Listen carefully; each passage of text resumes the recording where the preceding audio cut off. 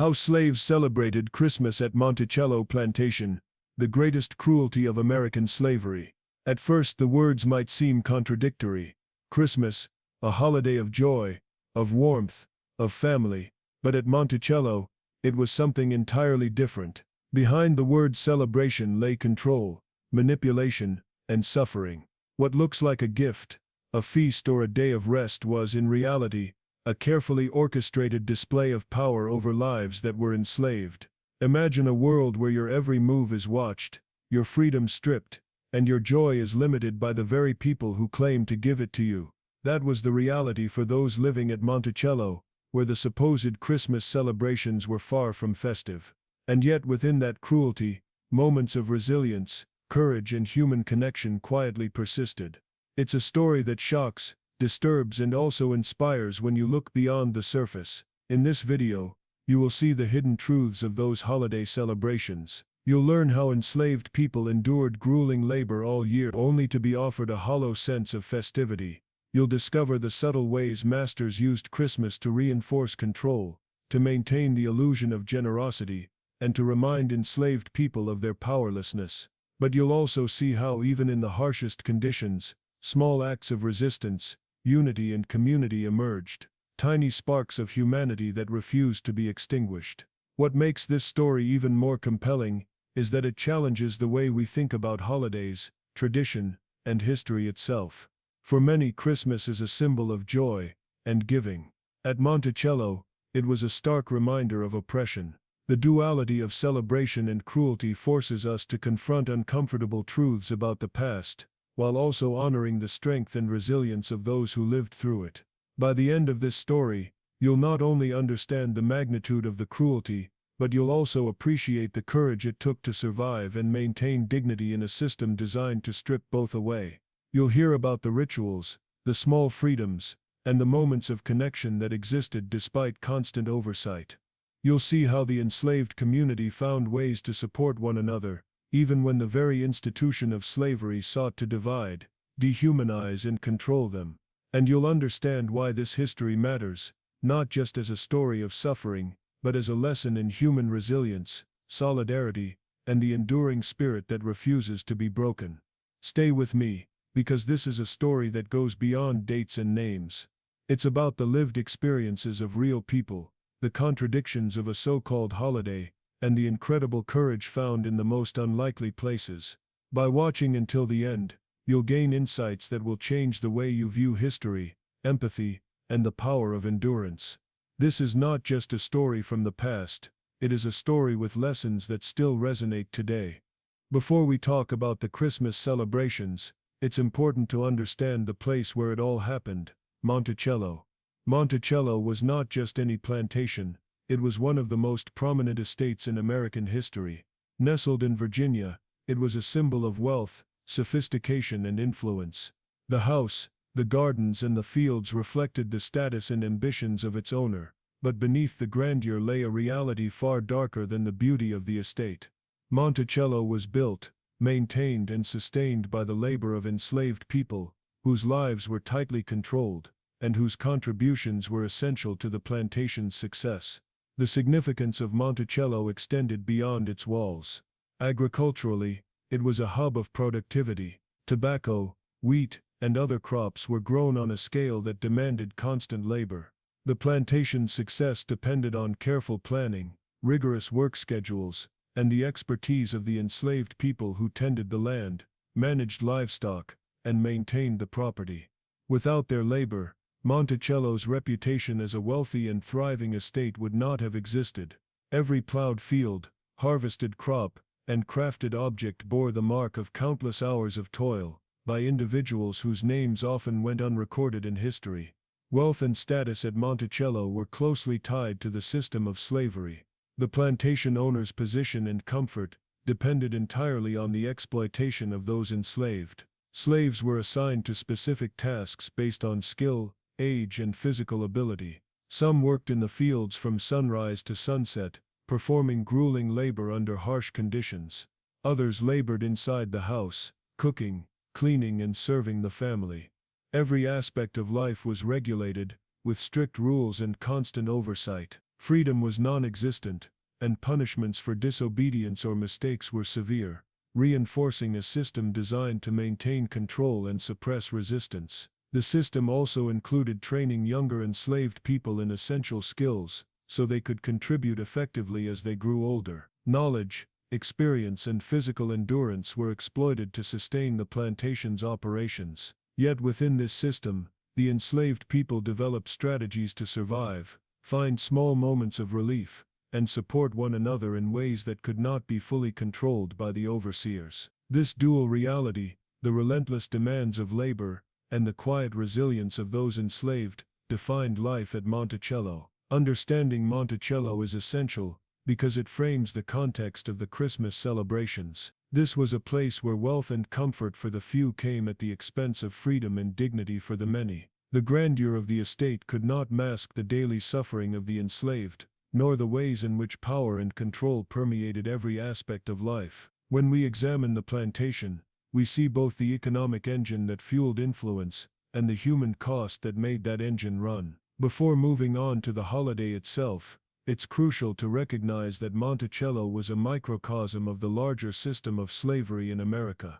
It combined wealth, agriculture, and social status with a strict hierarchy maintained through labor exploitation. The enslaved people's work made the estate prosperous, but it also revealed the harsh realities of life under slavery, the constant surveillance, rigid routines, and lack of personal freedom that shaped every moment of their existence. Basic freedoms were non-existent. The enslaved had no control over their schedules, their movements, or even their personal choices. Family separations, restricted communication, and constant surveillance were part of everyday life. Personal expression was limited, and any attempt to assert autonomy could lead to brutal consequences. Meals, clothing, and shelter were provided only at the bare minimum, and even these necessities were tightly regulated. The environment was designed to reinforce power, suppress resistance, and remind enslaved people of their lack of freedom at every turn. Amid this harsh existence, Christmas offered a rare fleeting reprieve.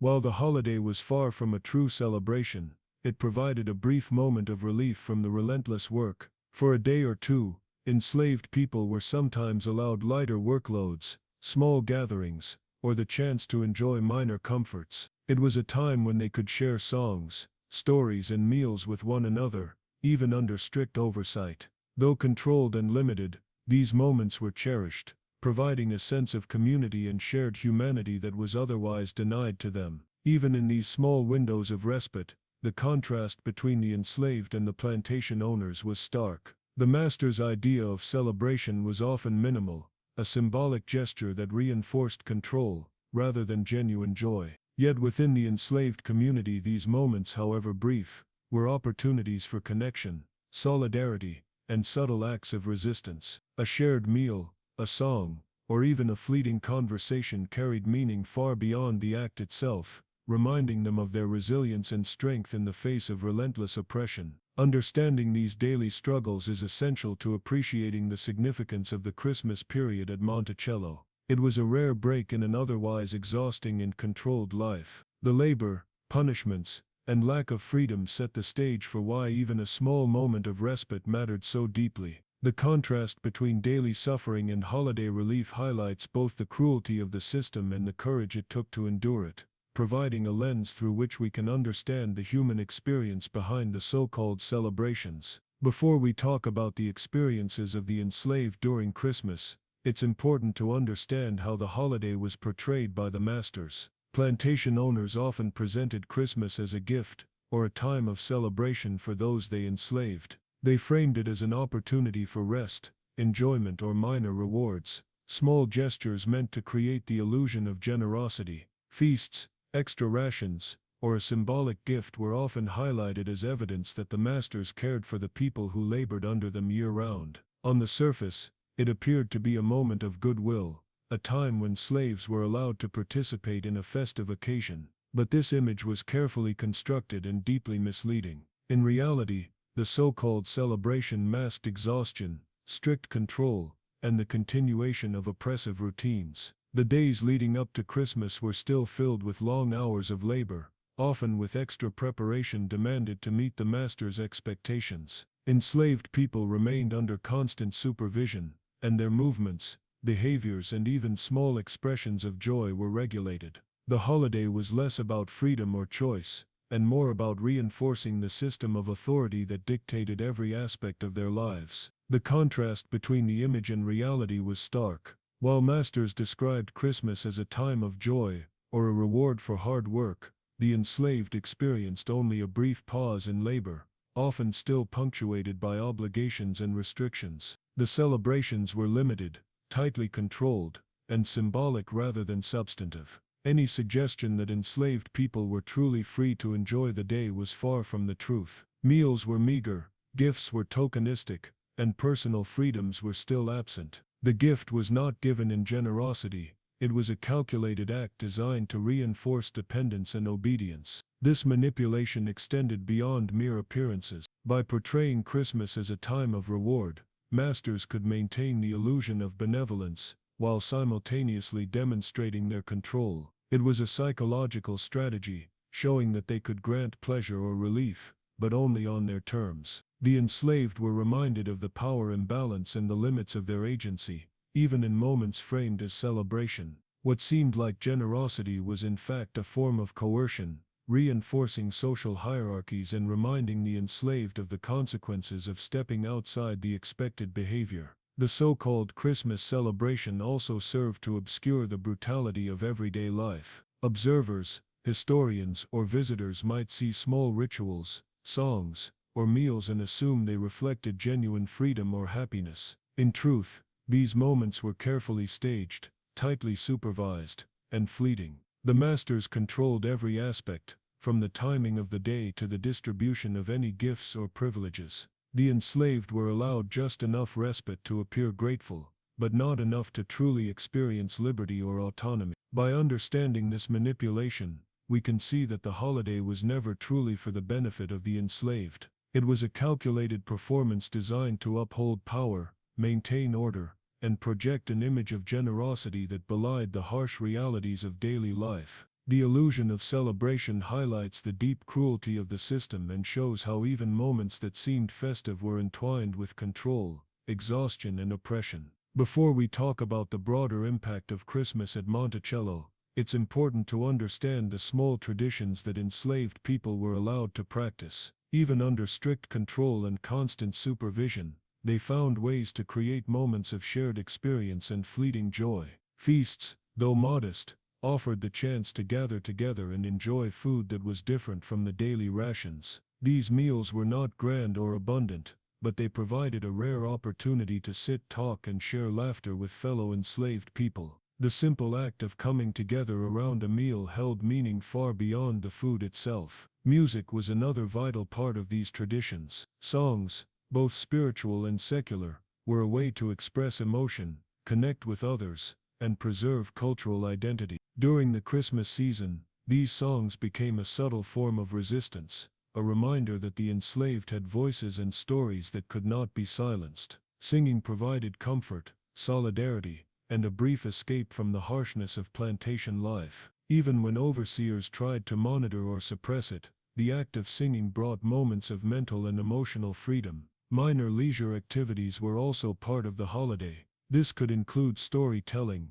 games, or brief social gatherings. These activities allowed the enslaved to interact with each other in ways that were usually restricted. For a short time, they could enjoy companionship and maintain bonds that were essential for emotional survival. These small moments of autonomy, though limited, were crucial in sustaining morale and resilience throughout the year of grueling labor. Even the so-called Christmas gifts played a role in these traditions. Masters would distribute small tokens or items, often clothing, food, or other minimal comforts. While these gifts might have seemed generous on the surface, they were entirely controlled by the plantation owners. The enslaved had no choice in what they received, how it was distributed, or when it was given. These gifts were carefully calculated to reinforce dependence and gratitude, rather than genuine celebration or freedom. Despite these moments of feasts, songs, leisure, and gifts, the joy of Christmas was always overshadowed by constant oversight. Overseers watched closely, ensuring that no behavior crossed the line of obedience. Every activity was monitored, and even minor expressions of independence could provoke punishment. The enslaved were reminded that freedom, even temporary, was an illusion. The contrast between the small joys they created for themselves and the strict control imposed on them highlights the complexity of life under slavery. These small traditions, though limited, reveal the remarkable resilience and resourcefulness of the enslaved. They found ways to carve out moments of humanity, connection, and hope, even in the face of relentless control and oppression. Feasts, songs, and minor leisure were more than rituals. They were acts of resistance, affirmations of identity, and ways to survive emotionally and spiritually, in a system designed to strip them of both. Before we talk about the deeper meaning behind Christmas at Monticello, it's important to understand the emotional manipulation at play.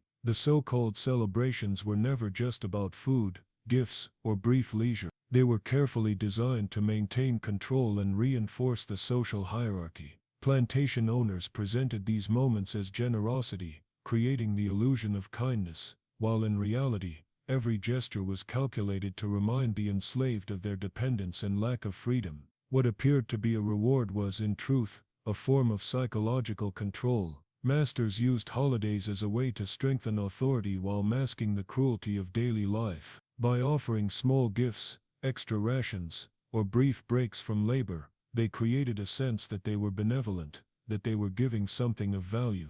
But this generosity was conditional and symbolic. It came with rules, limits, and constant surveillance. The enslaved were reminded that these privileges were granted solely at the discretion of the masters and could be withdrawn at any moment. The message was clear: obedience and submission were rewarded, resistance and independence were punished. The manipulation extended to the emotional experiences of the enslaved. They were encouraged to feel gratitude, even for the smallest acts, which served to soften their perception of the harsh reality surrounding them. Expressions of enjoyment, laughter, or communal celebration were allowed, but only within carefully defined boundaries. Any sign of excess, protest, or challenge was met with swift discipline. By controlling both the actions and emotions of the enslaved, the masters ensured that even moments of joy reinforced the system of oppression, rather than undermining it. This psychological oppression was subtle but powerful. It worked not through overt violence in these moments,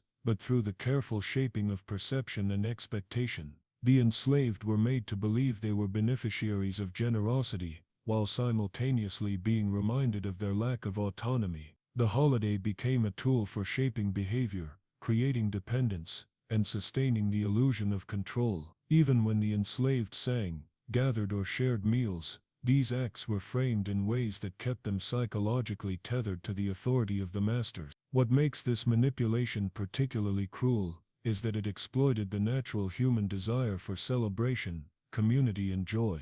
The enslaved were not denied the experience entirely. They could sing, share, and even receive small gifts, but every aspect of the celebration was structured to maintain power. Happiness was permitted, but only within the strict confines set by the plantation owners. This careful orchestration of emotion highlights the deep sophistication of the control mechanisms used in slavery, extending beyond physical labor to the very thoughts, feelings, and perceptions of those enslaved. By understanding this emotional manipulation, we can see that Christmas at Monticello was more than a holiday. It was a carefully managed display of power. Beneath the surface of feasts, songs, and gifts lay a system designed to control minds and hearts as effectively as it controlled bodies. The subtle intertwining of festivity and oppression reveals the profound cruelty of the institution, and the remarkable resilience required to survive it. Even in moments meant to seem generous, the enslaved were reminded of the power that dictated every aspect of their lives. Before we talk about the actual Christmas at Monticello, it's important to understand the constant fear that haunted plantation owners. For those in charge, the presence of enslaved people was never seen as passive or predictable. There was always the underlying concern that unrest could erupt at any moment. This fear was heightened during holidays, when enslaved people were given even brief moments of freedom, leisure, or community. Plantation owners knew that occasions like Christmas carried a higher risk. The combination of lighter work, shared gatherings, and heightened spirits created opportunities for defiance or escape. Because of this constant concern, plantation owners managed holidays with extreme vigilance. They allowed small gestures of celebration, but these were carefully controlled to prevent any real challenge to authority. Supervisors and overseers monitored every move, ensuring that feasts, songs, and even brief leisure did not become opportunities for resistance. The appearance of generosity and festivity was balanced by strict oversight. Any behavior that seemed out of line could be quickly corrected, and the message was always clear: enjoyment was permitted only on the master's terms. Historical records show that this was not unique to Monticello. Across the South, plantation owners developed a pattern of heightened surveillance during special occasions. Holidays, religious celebrations, and times when labor was reduced were all moments of potential risk. Overseers were assigned to watch over enslaved gatherings, patrol the fields, and maintain control.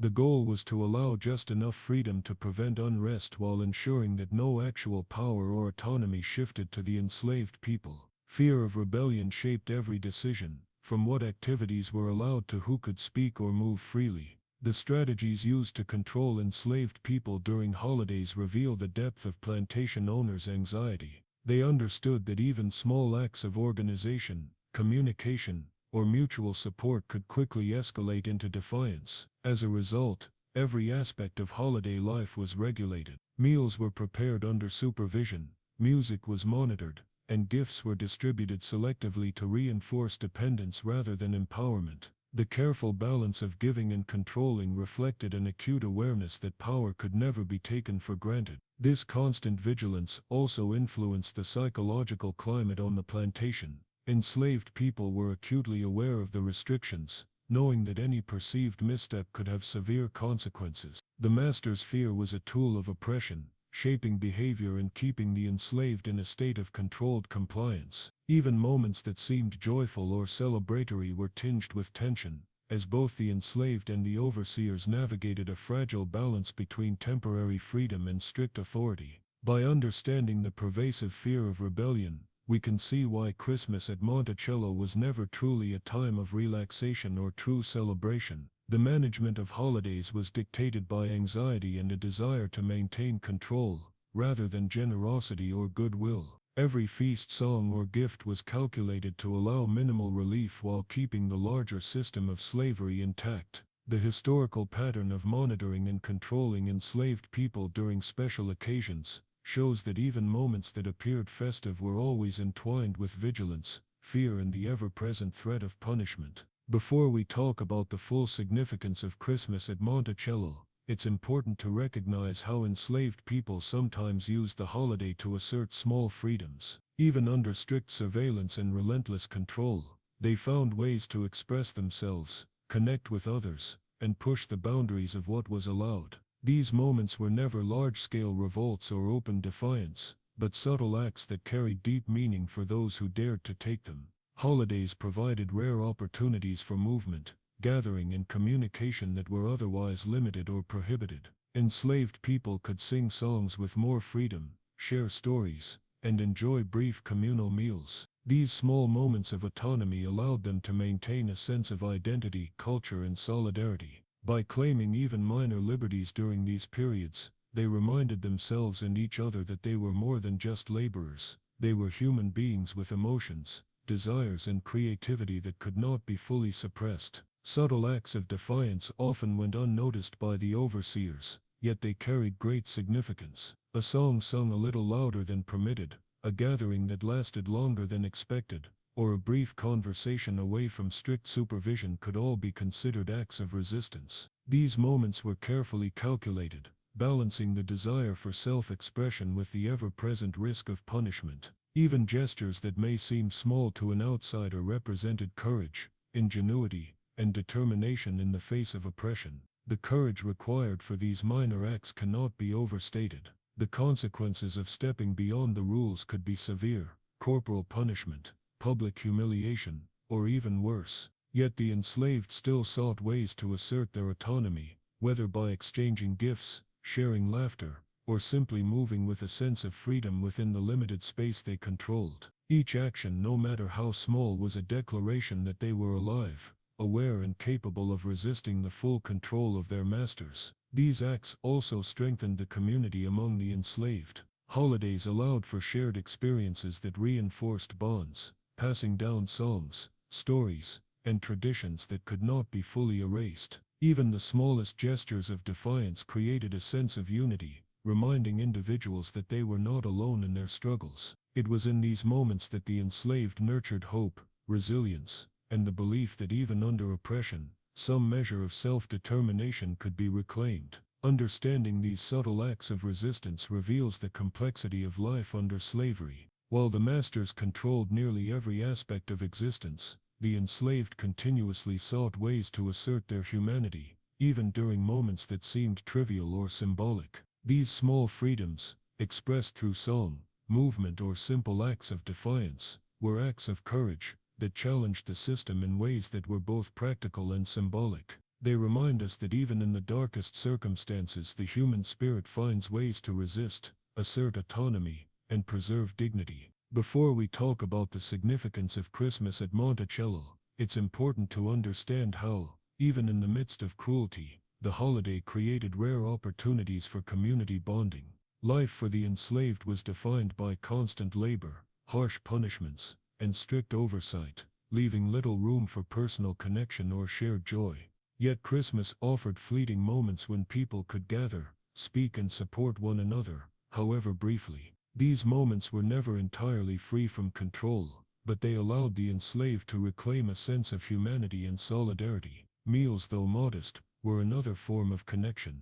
During Christmas, enslaved people sometimes had access to slightly better food or the rare opportunity to share a meal in a communal setting. These gatherings were occasions for conversation, laughter, and mutual support, providing brief relief from the physical and emotional toll of daily labor. The simple act of breaking bread together reinforced bonds, and created memories that could sustain morale throughout the rest of the year. Storytelling was equally important. Elders or skilled narrators would share tales, histories, or even personal anecdotes that conveyed lessons, preserved memory, and entertained. These stories served multiple purposes. They reinforced cultural heritage, passed down knowledge, and offered subtle inspiration or reassurance. In a system designed to suppress individuality and autonomy, storytelling was an act of resistance, a way to assert identity and preserve community knowledge. Yet these moments of connection were bittersweet. The joy was temporary,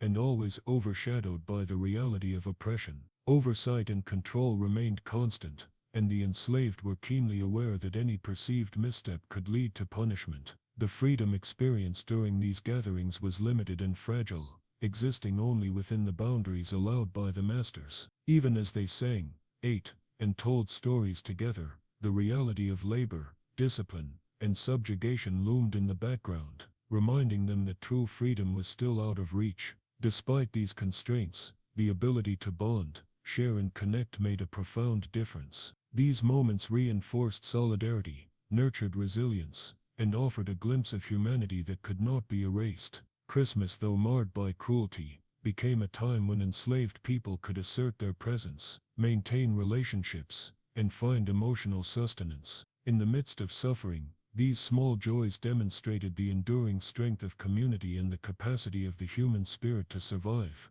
even thrive, under the harshest conditions. This history teaches us powerful lessons about resilience, courage, and the human spirit. Even in the face of relentless oppression, enslaved people at Monticello found ways to survive, connect, and assert their dignity. Their strength reminds us that even in the darkest circumstances, hope, solidarity, and courage can endure. It also challenges us to think critically about how history is told. Holidays, traditions, and moments that seem joyful on the surface can hide deeper truths about injustice and control. By examining the full story, we honor the lives of those who endured hardship and recognize the complexity of their experiences. If you found this story meaningful, make sure to like this video and subscribe to our channel. By doing so, you'll continue exploring history with honesty, depth, and respect for the voices often left unheard.